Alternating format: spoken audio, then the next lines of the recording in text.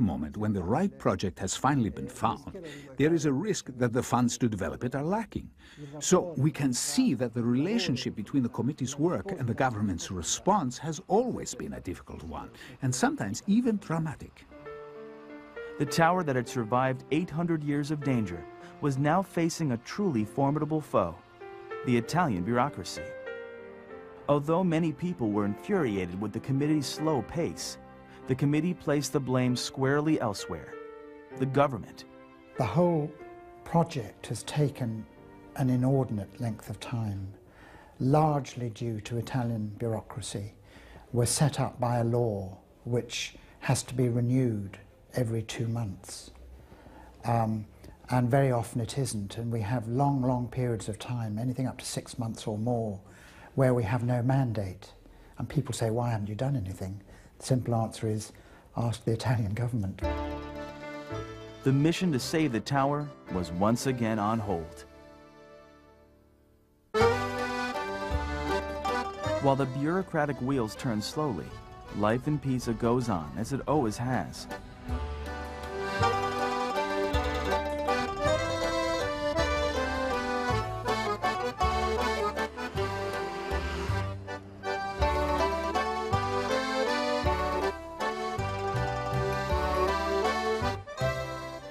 The tourists who visit the tower know little of its complex history or how close it's come to destruction.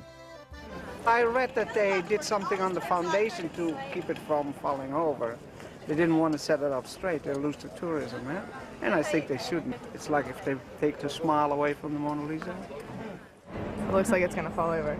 Well, it was crooked when they first built it, right? So I'm not surprised it's still crooked now. It does look different now when you see it in real life compared to seeing it in books and magazines. It's quite different when you're actually right there in front of it and you're trying to figure out how it actually got like that and how it stays up. So it's amazing. It's one example of something that went wrong, but at the same time they're trying to fix it and it's going to be a nightmare. Just imagine somebody tries to straighten it up and it falls apart. We wait. Who knows when it will fall? It is something everyone wants to witness. As the tower waits for the Italian government to release funds so the soil extraction project can resume, everyone else waits too. We are waiting for the Italian government because we are now not in position to start for a number of bureaucratic and financial problems. So that we are ready for May, and now we are in November waiting for someone saying to you, go.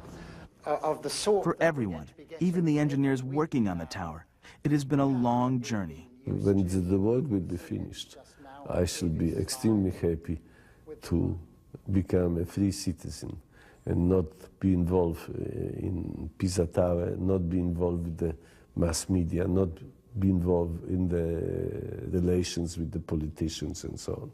Pisans long for the day the tower will reopen, but no one expects that day to come anytime soon. Some political problems, some financial. The funds arrive, they don't arrive. They close the building site, they threaten to close. Then the money returns and we start again. In short, these are all the things that we Italians are used to, and we have to be used to. Often I hear the elderly people of Pisa say, but how could it possibly be in the year 2000 when everything has been invented and we live in an information age where man has gone into space that a tower like this one takes more than 10 years to stabilize? At the beginning, they were talking about 6 months, then a year. Nobody could have known that the work would last 10 years and still continues. Once the soil extraction can be resumed and completed, the tower will presumably be stabilized and can be opened to the public again. Or will it? The problem to open the tower has not yet been discussed by the committee because a large part of these people believe that the tower should be admired from the square, not climbing up. We expected that the tower would have opened again for the millennium. Instead, we found out that the work will go on and that nothing is certain anymore. I find all of this deeply unfair. We are fighting to have the tower reopened so that everyone can once again admire its beauty. We have faith and we hope to see the tower soon beautiful and smiling like it once was.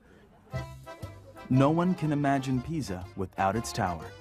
The tower is simply unique, with a unique hold on the imagination of Italy and the world. A little quirk in the wonderful Italian romance that likes things that are a little different, and the fact that this is a leaning tower as opposed to just an old building is romantic in their eyes. Actually, I'm convinced that no architect in the world today would be capable of creating a thing like this.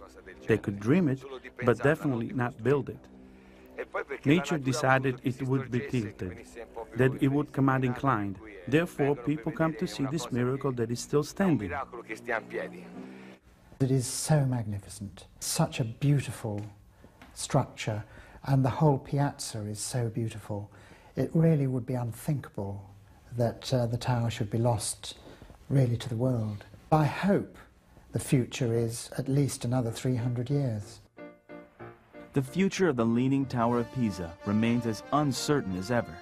But for 800 years, the tower has risen above human folly, serenely surviving friend and foe. And it continues to do so today, soaring into the sky, magnificent and improbable, beautiful and strange. A wonder of the world.